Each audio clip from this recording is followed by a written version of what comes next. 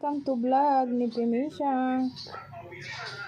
Panoorin nyo paano siya maglaro ng ML gamit si Yen.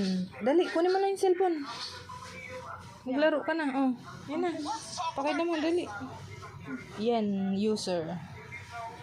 Oh, pakita mo. Oh. Yen user. Yen. Wait, are they trying to kill me? I thought this was just a game. Nahulog ka. Nahulog ka. Hirap. Hirap ka. My fist, your face. Oo. Nitong arrival naman sa ospital, ang isang 64 anyos na sa Kainumban. Lima ang sinatan at nagpapari ang naging sa ospital.